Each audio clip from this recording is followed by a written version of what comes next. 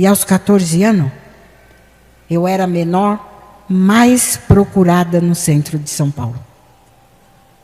Aos 16, ele não era mais dono do bando dele. Eu era dona do bando dele e de todo o bando da cidade. Aos 17, eu era mãe. E aos 18, eu fui para a cadeia. Aonde eu fiquei 25 anos da minha vida. Aos 18 anos, eu dei entrada na penitenciária feminina da capital. E lá eu fiquei 25 anos da minha vida. É um grande privilégio para mim estar aqui hoje. Estou muito feliz, que Deus abençoe grandemente a vida de todos. Porque é muito importante a gente falar para as pessoas o que Deus fez na vida da gente. Porque eu vou contar para vocês como é que foi. Eu realmente sou uma pessoa que Deus mudou completamente a vida. Eu sempre fui, né? Nós somos normais. E eu fui uma criança como qualquer outra criança, igual essas que tem aqui. Sou filha de mãe solteira e fui criada com todo carinho, como toda criança. Tive uma mãe amorosa que sempre fez de tudo por mim. Fui muito bem educada também. E comecei a crescer e a minha mãe era uma mulher muito forte. As mulheres têm isso por dom já, né? Ser forte. Minha mãe também. Minha mãe era muito forte e eu era muito levada. Levada. Pensa numa criança levada, eu. Muito. Mas eu era amada, muito amada. Mas eu continuei crescendo. Crescendo na estatura, eu cresci assim, quase tudo. Quase. Se não fosse o quase, eu seria mais alta. Mas o quase não deixou. Eu continuei crescendo. E a minha mãe continuou me amando. Mas ela teve essa filha muito nova. A minha mãe acho que tinha 16 anos, nem isso, quando eu nasci. Ela era muito nova. Mas mesmo com todos os problemas e barreiras que ela achou pela frente, ela foi cuidar dessa filha e ela foi trabalhar por causa dessa filha, para cuidar dessa filha, para educar essa filha. E minha mãe trabalhava em São Paulo, lá na capital, lá nos bairros nobres. E ela conheceu alguém, logicamente, né? Ela era nova. Mesmo sendo mãe de uma criança, ela era muito jovem. E com o tempo, logicamente, ela acabou casando com essa pessoa. Eu também gostava do Nelson. Eu já tinha, 6, 7 anos. Eu também gostava dele.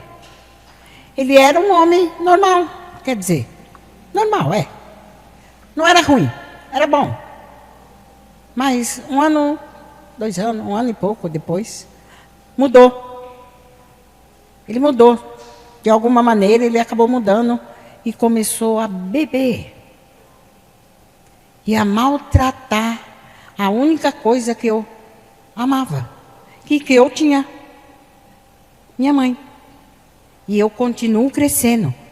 E naturalmente, aos 9 anos, aos 8 anos, a gente começa a mudar. É natural da criança. Né? A gente começa a mudar. A gente fica um pouquinho mais rebelde. Isso é natural. Só que com alguém que muda dentro da sua casa, isso muda um pouco mais. E isso mudou. Ele começou a maltratar minha mãe, começou a xingar minha mãe, a fazer mal para minha mãe. Batia, se batia, não batia na minha frente, mas o que ele fazia era pior do que bater. E isso foi trazendo a revolta da criança, da menina de 8 anos para 9 anos, veio aflorando cada vez mais. Aos 9 eu fugi de casa um dia, porque ele chegou muito bêbado, fazendo muito barulho, e eu aproveitei a oportunidade, empurrei, ele caiu. Eu ia descontar tudo que ele tinha feito para minha mãe, ali naquela hora, mas a minha mãe viu e percebeu e não deixou que acontecesse. E aí eu achei que ela não gostava de mim. É natural. É natural isso na criança. Porque, queira sim, queira não, não deixava de ser criança porque eu tinha 9 anos, ou 8 anos. Isso era natural. E eu fui embora. Foi quando eu fugi. Eu fugi, eu sabia para onde eu ia? Não. O que eu queria, eu fugi porque eu queria fugir? Lógico que não. Eu fugi porque eu achei que eu estava sendo abandonada e eu fui embora. Ali na cidade para onde eu fui parar, no centro de São Paulo, eu conhecia porque eu passava com ela todo dia por ali. Mas não que eu ficava ali. Só que as pessoas que ali conheciam ali bem o centro da cidade, me conheciam. Conhecia minha mãe conhecia ali, eu não. Eu passava com ela porque ela trabalhava nos bairros nobres de São Paulo. E eu ia com ela. E alguém foi lá falar comigo. Eu fiquei arisca, lógico. Eu não deixei chegar muito perto de mim, não. Só que ele percebeu que eu não dava nem muita atenção e nem cheguei muito perto e estava me esquivando para sair. Ele falou que me conhecia, me chamou pelo nome e falou o nome da minha mãe. E o nome da minha mãe não era um nome comum. E eu entendi aí que ele realmente conhecia, tanto ela quanto a mim. Porque disse os dois nomes e falou que para mim ficar sossegada, que ele ia cuidar, que ele ia ajudar. E que parecia que eu havia fugido, porque eu estava sozinha e eu nunca ficava sozinha. E falou que ia cuidar de mim aquele dia. E me convidou para ir com ele, eu acabei indo. E eu fui com ele, quando chegamos no lugar onde ele me levou, um pouquinho para frente dali da onde a gente estava, era um casarão. Esse casarão tinha crianças da minha idade, menores, maiores. Aí eu fiquei, eu estranhei, mas não entendi muito. Mas fiquei. No outro dia, um outro homem, não era aquele que me levou. Aquele que me levou sumiu, mas no outro dia apareceu alguém que falou para mim assim. Um homem que eu olhei para ele e não gostei dele. Sabe quando o santo da gente não bate com a da outra pessoa? Mas ele falou assim, para ficar aqui, tem que pagar. E eu pensei, não deu certo. Como é que eu vou pagar? Quem cuidava de mim era minha mãe. Quem me dá as coisas é minha mãe. E agora? Mas ele não falou mais nada, eu fiquei quieta. Opa! Aí, quando passou uns 2 dias, ele saiu comigo e mais algumas crianças e nos levou para essas igrejas. Lá em São Paulo tem muitas igrejas evangélicas, mas tem muitas católicas também. E ele nos levou nessas igrejas. E quando ele saía dessas igrejas, ele saía com muita coisa. E aí eu comecei a entender que ele era aliciador de menor. Porque ele sustentava, não tão direitinho como devia, mas ele sustentava aquelas crianças que ele tinha com ele lá. As igrejas sustentavam aquelas crianças, de roupa, calçado, comida, tudo. Porque ele, não sei qual era o trambique dele, mas era um trambique. Ele aliciava mesmo. E ele ensinava coisas gozadas, que a gente não aprende em casa com a mamãe, com o papai, essas coisas. As coisas certas de casa que a gente não aprende. E eu comecei a aprender ali. Eu sabia que era errado. E eu ouvia tudo que se dizia, porque eu sempre fui uma criança muito observadora. E eu prestava atenção em tudo que ouvia ou que via. E eu sabia o que era certo e errado. E eu não gostava daquele homem. Não sei porque eu não gostava muito dele. Mas um dia nós saímos, depois de acho que de uns 3 ou 4 meses, nós saímos na volta. Nós entramos e eu já estava quase perto dos dormitórios, quando eu vi uma discussão e eu fiz que fui, mas não fui. Fiquei no caminho. E fui voltando para trás. E voltei para a portaria. E aí eu tive a impressão de, no voltar para trás, ouvir a voz da minha mãe. E aí que eu voltei mesmo. Porque eu estava ouvindo um tipo de discussão. Aí eu voltei para trás e entrei de volta no lugar. Quando eu olhei, era minha mãe. E eu briguei com a pessoa. Briguei com o homem. Está brigando com a minha mãe? E a minha mãe não me tratou como ela me tratava. Mas falou para mim, você queria tanto conhecer o seu pai? E me apresentou aquele homem como meu pai biológico. Aos 9 anos, eu conheci o que é a primeira decepção. Acho que é decepção, acho que eu nunca tive uma decepção até ali. Porque eu queria tudo na vida. Eu queria ser até filha do bêbado naquela hora. Eu queria ser filha daquele cara lá que bebia, que estava xingando ela, que maltratava ela. Mas não queria ser filha daquele homem ali. Aquele homem que, naquela altura, eu já sabia que ele era um bandido. Porque era isso que ele era. Ele era um bandido. Ele era uma das piores pessoas do centro de São Paulo. E eu comecei a chorar. E a minha mãe queria me levar embora com ela. Mas eu me decepcionei tanto, eu fiquei tão triste, que a única pessoa que eu queria judiar ali naquela hora era dela.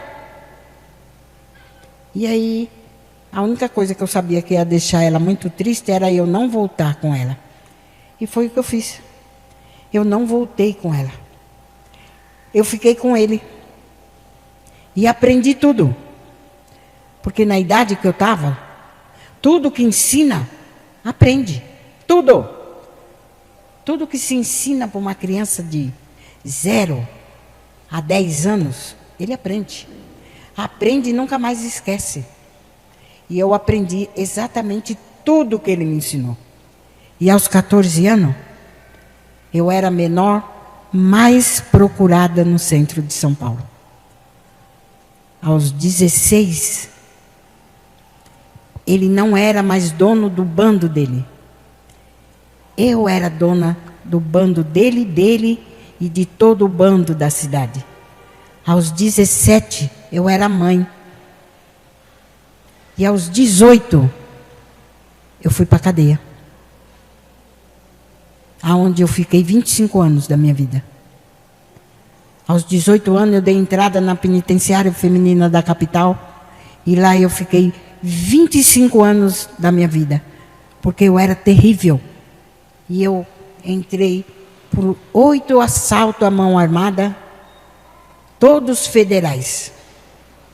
E aí eu não tive como sair, eu entrei com mais de 200 anos e lá eu fiquei durante 25 anos da minha vida. Mas eu saí, né? Um dia eu saí. Em 2000 eu consegui sair. E saí. Quando eu saí, para onde eu ia? Durante esse tempo, eu fui mãe, a minha mãe também foi mãe. Eu tinha um irmão de 1 ano e pouco. E eu tinha uma filha de 10 meses quando eu fui presa. Quando eu saí, eu tinha uma filha de 25 anos, um irmão de 26. E São Paulo estava começando, o Brasil, na verdade. Estava começando a conhecer o crack. Eu ainda também não conhecia o crack. No presídio, você também tem escolhas. Como em todo lugar que você estiver e quiser, você tem escolhas. Na rua eu fiz escolhas erradas. Já comecei escolhendo errado em ficar com o pai. Mas, no presídio, as coisas foram um pouco diferentes. Eu fiz escolhas boas e certas mesmo estando no presídio. E eu escolhi defender mulheres, eu escolhi ser outro tipo de pessoa, escolhi fazer cursos. Entre os cursos, eu fiz um do Senai, que era de costura. Por isso, hoje, sou costureira profissional. Fiz lá, tirei o diploma, costurei lá durante 20 anos. Vim para a rua com isso no coração.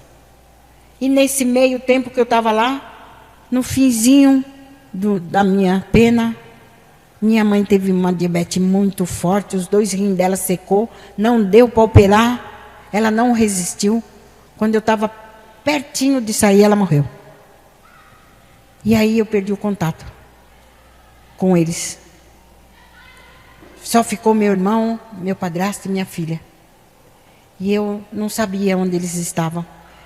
Mas isso veio no meu coração, que eles eram minha herança. E que eu não queria mais voltar para aquele lugar. Se eu saísse, eu não ia voltar. E eu saí. Em 2000 eu saí. E eu saí com o propósito de trabalhar. E eu fiz de tudo para isso. Fiz teste, passei em testes, mas na hora de entrar é que é o problema. 25 anos, não é 25 dias, e os empresários não deixam isso barato. E eu não consegui entrar em lugar nenhum para trabalhar. Mas alguém falou para mim, eu conheço uma fazenda aí que está precisando de alguém para trabalhar. Aí eu pensei, nossa, mas sou paulista, paulista não sabe capinar. Porque para trabalhar em fazenda, eu pensei, né, fazenda, de repente é para capinar. Mas também tem outros serviços para fazer em fazenda. Eu falei, de repente dá certo. Eu só queria trabalhar. E além do mais, dava para ir. Eu fui. Aceitei o serviço. Meu dinheiro estava acabando. Eu aceitei o serviço e fui. Fui para a fazenda. Era uma fazenda mesmo. Bonita, grande. Tudo que tinha numa fazenda, tinha naquela. Tudo. Mas tinha também uma refinaria. O rapaz que me atendeu no dia seguinte, depois que eu cheguei, falou para mim assim, você conhece crack? E eu conhecia crack.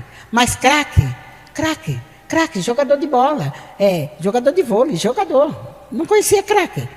Ele falou, eu preciso de alguém para fazer crack. E abriu a mão. E me mostrou um quadradinho que estava na mão dele. Ele falou, é para isso que eu preciso de alguém aqui nessa fazenda agora. Para fazer crack. Se você quiser ficar, já está dentro, é só entrar. Eu não tinha como voltar. Porque eu nem sabia direito onde é que eu estava. Nem lembrava mais como que era São Paulo. Nem lá onde eu estava, eu nem sabia onde era. Eu estava longe. Como volta? Sem dinheiro, sem saber. Já que está, vamos trabalhar, né? Eu nem sabia o que era o crack. Eu só sabia que era um quadradinho. Mas vamos aprender a fazer. Quando ele me levou para o galpão que abriu, e que eu vi todo o maquinário, e senti o cheiro, e vi toda aquela droga, eu falei, corri, e olha onde eu vim parar. Mas eu estava lá, para mim voltar, eu tinha que trabalhar. E eu fiquei lá, aprendi a fazer o crack, e descobri que crack era uma droga feita, e para fazer ela é toda manual, todinha. Mistura manualmente, se faz manualmente, ela é cozida, mas tem que cuidar dela manualmente, corta ela na mão, tudo manualmente. E aí eu tive que fazer. E eu fui fazendo durante 4 meses. O problema é que não tem máscara, não tem luva, não tem nada. E ela é cozida. Quando ela começa a cozinhar, você tem que mexer. E eu comecei a ingerir. É natural. Você está dentro do galpão, mistura tudo, põe no fogo, tem que mexer. E eu fui mexer. E fui inalar também, estou inalando, estou lá. Durante 4 meses eu fiz isso, quase 4, 5 meses eu fiz isso. Um dia eu ouvi uma conversa assim. Precisa levar essa droga para São Paulo, mas quem vai levar? Como vai levar? Ninguém quer fazer isso. É perigoso e não sei o quê. E eu ouvi a conversa. E eu queria voltar para São Paulo. E eu me coloquei à disposição. E a pessoa falou, mas tem certeza? Você sabe o que pode acontecer? Eu falei, sei. E eu sabia mesmo. Afinal, eu tinha acabado de sair do presídio. Eu sabia mesmo. Mas eu queria voltar para São Paulo. Eu não tinha desistido do meu sonho. Tudo que eu queria era encontrar meu irmão e minha filha. Eu queria voltar para casa. E ele falou, então tá bom. Eles arrumaram tudo, prepararam tudo. E puseram toda a droga. E eu, e o motorista, e São Paulo. E eu vim. E eu comecei a ver no caminho que tinha alguma coisa errado comigo. Porque aí eu notei que eu não dormia. Demorei 4 dias de lá para cá. De lá para São Paulo, né? Porque eu estou na Bahia agora, então de lá para São Paulo. demorei 4 dias. Nesse caminho, eu não dormi e não comi. E aí eu vi que eu não comi e não dormi. Na fazenda eu não percebia isso. Mas lá eu percebi. No caminho eu percebi. E eu percebi a dor de cabeça. Nossa, uma dor de cabeça que não passava por nada.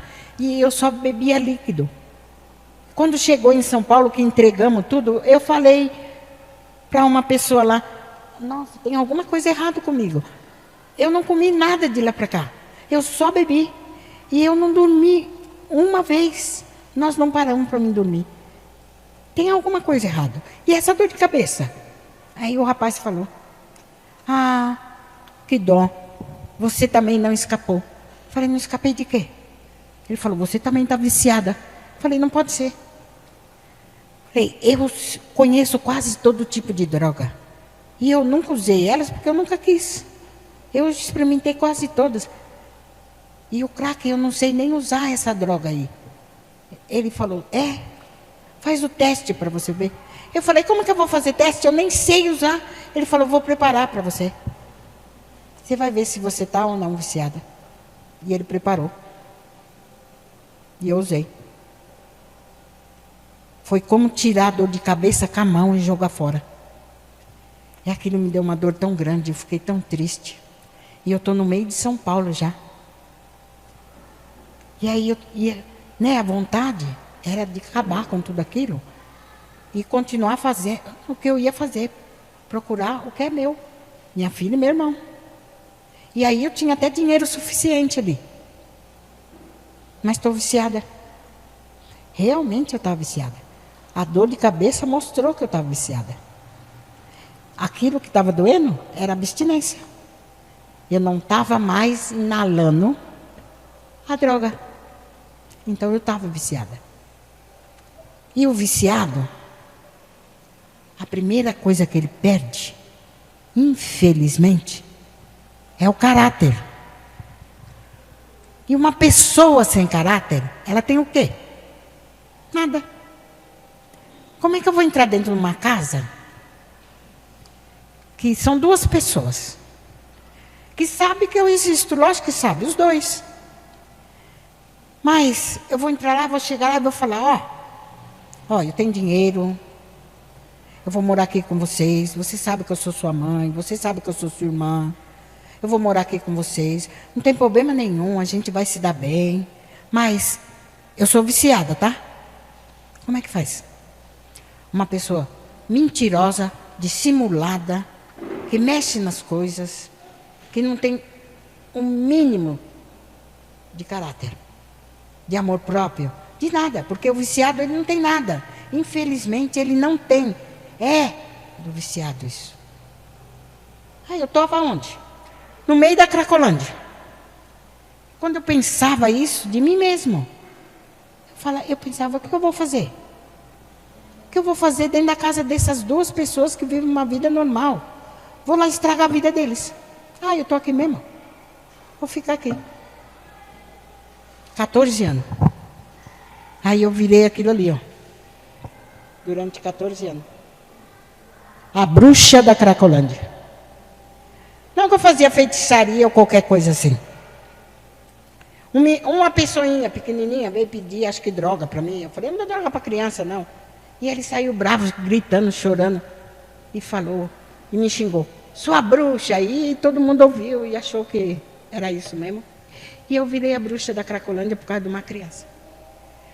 Mas, e eu também ajudei, né? Porque, olha lá, cada dia mais eu fui ficando definhando, ficando horrível, usava muita droga, fui emagrecendo, era horrorosa, não falava com ninguém, não ficava com ninguém, não tinha vontade de nada, não queria nada, porque é isso que o usuário é.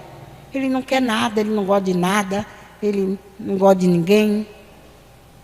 E ele vai sumindo, e sumindo por fora, por dentro, por tudo. Mas aí aconteceu uma coisa boa. Naquele lugar acontecem coisas boas também. Parece que foi ruim, mas foi boa. Apareceu um pastor lá, que viu aquele povo daquele jeito, mas ninguém entendia da onde saiu aquele monte de gente que estava daquele jeito ali. E ninguém sabia por que aquele povo que estava ali estava daquele jeito. E o pastor foi lá, saiu do Rio de Janeiro para pregar na primeira de São Paulo. E foi para o hotel. No dia de pregar, o povo falou para ele: a gente vai buscar o senhor aí. Ele: não precisa. Eu vou sozinho, eu sei. Eu conheço o caminho. Eu falei: então tá. Ele estava perto mesmo. Eu falei: então tá. Ele foi. Só que ele entrou na rua errada. Ele foi para onde? No meio do povo da Cracolândia, bem no meio. E aí ele olhou para um lado, olhou para o outro, nem viu nenhuma saída. Ele falou: meu Deus, tem misericórdia de mim. Crente faz isso mesmo. Quando ele fica assustado com medo, ele faz isso. Mas eu oro por ele todo dia, por causa disso. Porque ele se perdeu no meio da Cracolândia. E no dia que ele se perdeu no meio da Cracolândia, eu estava lá. Eu estava lá. E ele pediu misericórdia para Deus, e Deus falou: é de você mesmo que eu tenho que ter misericórdia. Olha para os lados. Olha aí para esse povo que está indo para o inferno correndo. E você está aí vivinho, indo para os meus braços andando. E você está me pedindo misericórdia. E aí ele falou: entendi. Já entendi. Ele andou um pouquinho mais para frente, conseguiu sair dali e enxergou a primeira igreja e foi. E ele chegou na primeira igreja e não conseguiu pregar o sermão que ele tinha pronto dentro da pasta dele. Mas ele desafiou todos os crentes do mundo, do Brasil pelo menos, a ajudar aquele povo que estava indo para o inferno voando. E o povo aceitou. Foi com ele. Pegou na mão dele, pegaram na mão de Deus e criaram a Cristolândia. E os outros crentes vieram com ele, porque não é só os batistas que estão entrando dentro das Cracolândia. O mundo está entrando dentro das Cracolândia. Uns levam água, outros levam comida, outros levam uma palavra, outros levam muita coisa. Eu tenho vários testemunhos dali, da Cracolândia, que aconteceu comigo. Eu descobri que o diabo, por exemplo, não podia ler o meu pensamento. E foi uma irmã que falou para outra menina do meu lado. Eu estava esperando ela ir embora, rápido, para mim poder usar, quando ela falou que o diabo não podia ler meu pensamento. E eu até derrubei tudo e dei risada. Falei: ah, seu pilantra, te catei. Agora nunca mais você vai fazer eu usar, porque eu posso pensar que eu não vou usar e você não vai saber. E antes eu só falava: hoje eu não vou usar. Parecia uma coisa. Eu até ganhava. Bastante até. E eu falava. E ele ouvia. Quando eu parei de falar, Deus começou a trabalhar. Então vários crentes hoje entram lá por causa disso. Porque um pastor se perdeu lá dentro. Né? Eu acho que vocês sabem quem é o pastor. Eu acho que vocês sabem que foi o pastor Fernando que se perdeu lá. E ele chamou todo mundo. E o mundo pegou na mão dele com ele. E criaram a Cristolândia e a coisa começou a acontecer. E me resgataram também. Porque por causa disso começou os amarelinhos a aparecer dentro das Cristolândia. E é as pessoas que os usuários respeitam. Eles não respeitam nada e nem ninguém. Mas os evangélicos, eles podem estar de amarelo, de azul, de verde, do que quiser. A gente sempre conhece. E eles sempre conhecem. Eles sempre sabem que é ou não evangélico. Entrou, eles podem estar até fumando, eles engolem se for o caso.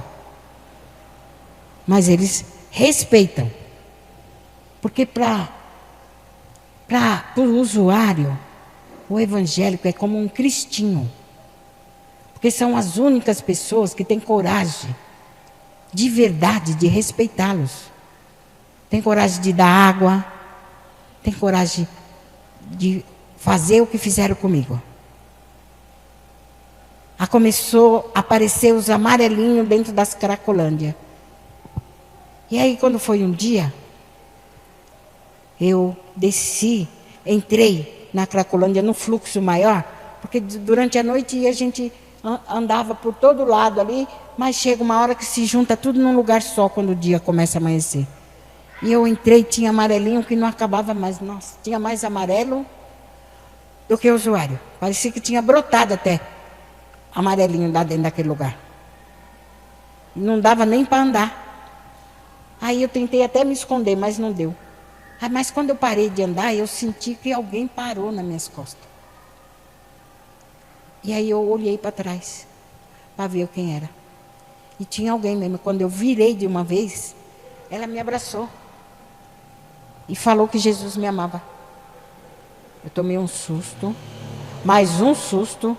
Porque ali naquele lugar, principalmente naquela época, as pessoas, tudo de errado era culpa do usuário. Se ela estava com raiva, a culpa era do usuário. Se as coisas estavam ruins ali naquele lugar, a culpa era do usuário também. Tudo era culpa do usuário. Aí ela vai me dar um abraço numa mulher daquela ali. Ó. Não dá nem para enxergar direito, né? Mas é que eu era feia mesmo. Hoje eu sou bonita, viu? Não adianta ninguém falar que eu sou feia, que eu não acredito. Mas hoje eu sou linda, hoje é fácil me abraçar. Mas na época eu era aquela coisa horrorosa ali. Né? E era insuportável chegar perto de mim. Ela me deu um abraço e ainda falou no meu ouvido que Jesus me amava. Quem era o Jesus? Eu nem sabia quem era. Mas eu tomei um susto tão grande que eu falei, eu fumo. E esse povo de amarelo aí é que é doido. Porque, gente, como é que abraça alguém assim? Aí você fala, gente, você é preconceituosa ainda. Está nesse tipo de situação e é preconceituosa. Qualquer um é. Qualquer um é. Em sã consciência, a gente é. Porque está nesse lugar. Desse jeito. Quem não é? Você é com você e com o seu colega. Qualquer um. E tem que ter muita coragem. E tem que estar com Deus para abraçar uma pessoa naquele estado. Naquele estado que eu estava ali. Não estava só suja de corpo. De espírito também. Vai saber quantos demoninhos tinha em volta de mim. E ela tinha muitos anjos. Porque ela abraçou e ainda falou que Jesus amava. E ela estava fazendo a trans, né? Um trabalho evangelístico que começou a fazer na Crancolândia. Acabou e ela foi. Mas o Jesus que amava eu, ficou aqui nas minhas orelhas. O abraço ficou aqui no meu corpo. E o que ela falou, ficou no meu coração. E ela ficou 60 dias depois disso. Ela ia. Porque depois disso ela conseguiu falar com uma pessoa que ninguém conseguia chegar perto. E ela chegou e deu um abraço. Um abraço que salvou a minha vida. Foi esse abraço que me deu vontade de levantar daquela calçada e acreditar que as pessoas eram boas. Existiam as pessoas boas. E ela mostrou que existia uma, que ela era uma delas. E durante 60 dias, ela não desistiu de mim. Ela foi todos os dias. Ela chegou a ser chatinha, assim, porque a gente está lá todo dia, aquela rotina, aquela vida boba. Aí quer morrer, quer um monte de coisa. E todo dia alguém passa e te dá bom dia, te chama para tomar banho, te conta uma história. E ela contava uma história para mim todo dia. E eu, que não gostava de olhar nem para a cara de ninguém, ouvia. Quando ela falava bom dia, eu olhava, eu conseguia dar um sorriso. Não sei se saía um sorriso, mas eu dava um sorriso. E aí ela sentava, contava a história, me convidava para tomar banho. Eu não ia, logicamente, né? Mas ela convidava. Ela convidava para tomar banho, para comer alguma coisa, contava a história. Um dia ela falou para mim assim, se você quiser sair desse lugar, eu tenho um lugar para te levar. Eu falei, é louca mesmo. É doida.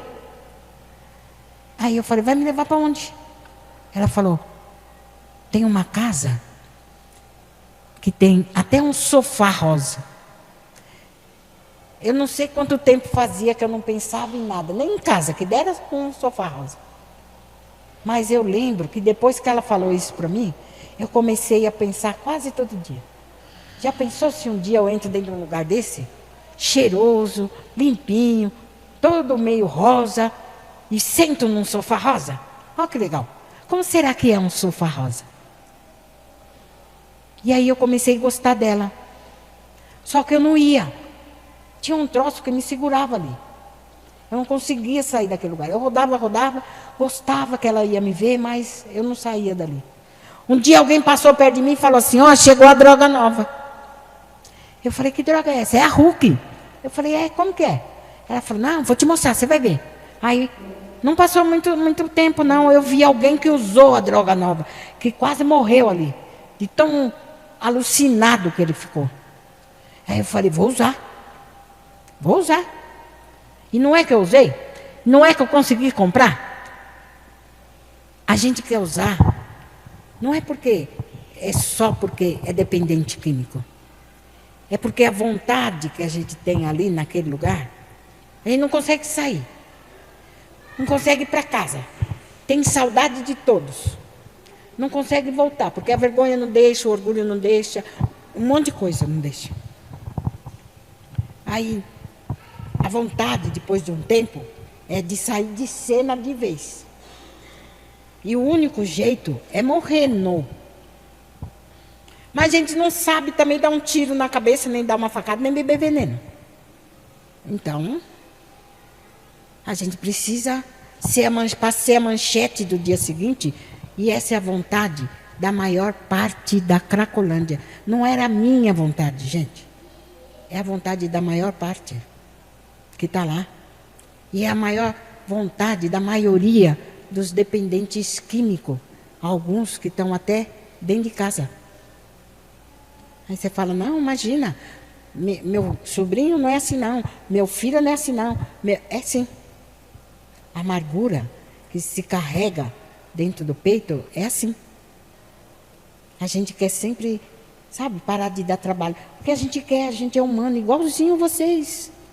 E a gente quer, a gente vê que sofre. A gente sabe que sofre. A gente sabe que são tristes por causa da gente. E aí a gente sabe que a única maneira é a gente sair de perto, mas de vez.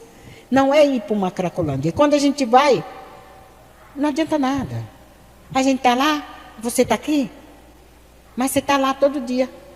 Sua cabeça está lá, seu coração está lá, seus pensamentos estão lá. A gente sabe disso.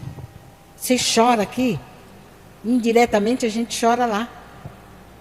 Então a gente quer todo dia morrer. Então a gente quer ser a manchete do dia seguinte. Porque a gente não sabe como sair dali. Não tem como sair dali. Ali o negócio é demoníaco. Porque tem um troço que prende a gente e a gente não sabe. Né? No presídio, o corpo não pode sair. É só o corpo. Só a cabeça sai, pensa, imagina um monte de coisa. E lá? Que você está solto lá. Você pode ir para onde você quiser, mas você não sai. Você não consegue. É demoníaco. É assim. O vício é isso. A dependência é isso. A gente não sabe como é que faz. E eu queria usar droga. A Hulk. A Fernanda tentando tirar e eu não conseguia sair. A moça tentando me tirar e eu não conseguia sair. E aí eu consegui comprar a droga. E eu comprei. Uma madrugada eu consegui comprar. E eu consegui usar. Eu usei. Quando eu usei, não aconteceu nada. Fiquei tão brava. Fiquei tão nervosa. Fiquei tão triste. Porcaria. Lembrei na hora da menina. Lembrei dela e do Deus dela. E aí falei, perguntei para ele, quer o que comigo? Quer o que comigo? Você não gosta de mim? Não faz nada para mim. Olha como eu estou. Olha para mim. Nem morrer você vai deixar eu morrer? Porque não deixou fazer nada essa porcaria de mim. E não vai deixar eu morrer também? Quer o que comigo? Fala para mim. Você quer alguma coisa comigo? Eu quero ver. Me tira daqui. Ninguém conseguiu. E eu não consigo sair. Então me tira que eu quero ver. E chorei muito. Rodei muito. Mas eu rodava que nem peru, né? Rodei. Como todo mundo roda e não sai dali. Quando eu parei na porta da missão. Dormi, né? O restinho da madrugada. No outro dia de manhã, as pessoas de dentro me acordaram, porque tinha que abrir. E lá de noite, as pessoas, os dependentes que são tirados, dormem lá, para depois ir para os seus respectivos lugares de tratamento. E aí me acordaram e me convidaram para entrar. E quando eu entrei, estava escrito no slogan: conhecereis a verdade e a verdade vos libertará. Eu li, por ler, mas eu não esqueci mais. E lá é assim, entrou, é igual ali, né? Ali. Entrou, é só uma saída, não tem essa, só tem essa. E é muita gente. Entrou, tchum. Eu entrei e sentei aqui. E encheu, daqui para trás. Encheu mesmo. Quando eu sentei, eu lembrei que a menina tinha dito para mim que ela trabalhava lá. Aí eu pensei, eu vou falar para ela levar eu para Casa Rosa. Mas ia ter culto, porque tem todo dia. Aí eu sentei lá e fiquei lá. Começou o culto. Está no meio do culto. E eu estou procurando. E a menina não aparece. Acabou o culto. E aí eu comecei a chorar. Comecei a ficar triste. Eu falei, nem Deus quer nada comigo. Ó. O negócio está tão ruim para o meu lado que ele não deixa eu morrer. Ele não quer nada comigo. A menina sumiu. E eu não vou conseguir sair daqui de dentro tão já. E eu estava tramando já um jeito de arrumar mais droga para mim. Fumar muito, até morrer. Mas eu não conseguia sair. Estava cheião. E eu estou tentando sair. Fui tentando, até que eu cheguei lá na porta. Quando eu vou sair, alguém me catou pelas costas e me abraçou assim. Quando eu virei, passou até a raiva. Na hora passou que eu vi aquele rostinho dando risada para mim e eu pedi. Leva eu para Casa Rosa, por favor, eu não aguento mais. Ela falou, a senhora quer mesmo? Eu falei, eu quero. Ela, então tá, agora. Senta ali que eu vou te levar. 11h30 da manhã, eu dei entrada, de 2012, eu dei entrada na Casa Rosa e começou um tratamento que durou 3 anos. Eu fiquei em tratamento em São Paulo, em Campinas, depois de volta em São Paulo. E nesse meio de tratamento, Deus foi tratando, foi cuidando. Porque quando a gente está em tratamento, a gente não trata só a droga. Porque a gente tem que tratar tudo. Tem que tratar o espiritual, o emocional, tudo. Tem capetinhas para tirar, capetinhas para matar, tem um monte de coisa. E eu tinha tudo, capetinhas e capetões. Um monte de coisa. Aí levou eu, mas nasceu uma vontade de fazer para as pessoas o que foi feito para mim, porque eu não acreditava que existia coisas boas, pessoas boas, que faziam as coisas porque fazia. E os crentes fizeram, os batistas, né? Na verdade, foram os batistas que fizeram para mim. Os batistas me levaram para Casa Rosa e deram tudo. Tudo. Do tratamento às operações. Eu sou operada, tenho 2 safenas. Eu fui para o hospital, não fui para o hospital público. Fui para hospitais, fiquei muito tempo com um problema sério de pressão, com um problema sério de um monte de coisa. Eu tive que tratar muita coisa. Então, eles me deram tudo, fizeram tudo isso. Aí eu entrei numas que queria fazer para as pessoas que foi feito para mim. Porque foi feito para mim muita coisa. Aí eu falei, eu preciso conhecer esse Deus direito. Um pastor ouviu eu falando isso, em Campinas. Ele falou, você não conhece Deus? Eu falei, ele fez um monte de coisa para mim, deu meu irmão e tal. Mas, assim, eu acho que eu não conheço ele direito. Ele falou, então vai para o seminário. Aí eu voltei e falei para a Soraya. Soraya, o pastor falou que eu preciso ir para o seminário. Ela riu. Ela falou, se você acha que ir para o seminário é assim? Eu falei, não é? Ela, não, lógico que não. Tem que estudar. Eu falei, tem que estudar o quê? Ela falou, tem que estudar, Silvia. Falei, não, tá, tem que estudar, tudo bem. Eu já estudei até a 8ª. Ela falou, então tá, vamos procurar. Cadê o histórico? Onde está? Quem acha? Comece de novo. Então começa. Aí comecei. Tudo de novo. Eu fiz o veja, o eja, sei lá o quê. Eu sei que eu fiz. Eu fiz de novo. Fiz o ensino, fiz o fundamental. Fundamental foi fácil. O médio também. Depois eu fiz o outro lá. que eu fiz em Minas, na divisa de Minas. E aí, eu consegui ir para o seminário. Fui para o Rio. Lá Deus me abençoou, porque eu queria ser missionária. No meio do caminho, eu falei, já estou senhorinha mesmo, o negócio é ser missionária. Vamos fazer missão. Missão, todo mundo faz missão, todo mundo gosta. As radical gostam, também gosto delas. Eu não posso ser mais mensageira do rei, não posso ser mais esses negócios. Então, vou fazer missão. Vou ser missionária. Como que é ser missionária? Conheci um monte. Ai, gostei delas todas. Falei, me ensina a ser missionária. Silvia, ninguém ensina ninguém a ser nada. As coisas acontecem. Eu falei, então tá. Então vai acontecer comigo também. E aí um dia, no seminário, eu fui para o jardim de oração, orei e pedi para Deus. Deus, faz de mim uma missionária. Eu fiz os 4 anos. Nos 4 anos. Sem falhar um. Eu só falhei no último ano, não porque eu não consegui passar. Eu passei em todas as provas. Só que na última, de setembro, eu fui fazer essa fena. E aí eu não pude prestar. Mas até ali eu passei. Na de junho e agosto eu passei. Faltava as 2 últimas para poder fechar. Eu não me formei com a minha turma, mas eu formei com a turma seguinte. E hoje, para a glória de Deus, eu sou missionária dos batistas. E posso contar para todo mundo que Deus transforma. Ele transforma. Ele transformou a minha vida todinha assim, ó. Eu sou feliz, eu sou feliz. Eu moro com o meu irmão caçulinha, o menininho de 2 anos que ficou lá, né, que prometeu para o Senhor que se o Senhor mostrasse para ele onde é que estava a irmã dele, ele se rendia aos pés do Senhor. Hoje, ele é presbítero na igreja dele, porque o Senhor mostrou no mesmo dia para ele onde é que estava a irmã dele. Um colega dele chegou para ele no serviço e falou, você conhece a Cristolândia, cara? Ele falou, eu não sei nem o que é. Ele falou, então, liga lá nesse endereço aí. Ele ligou.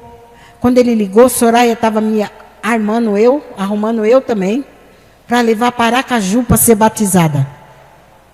Ela falou, vem aqui que eu quero ver se você é irmão dela mesmo.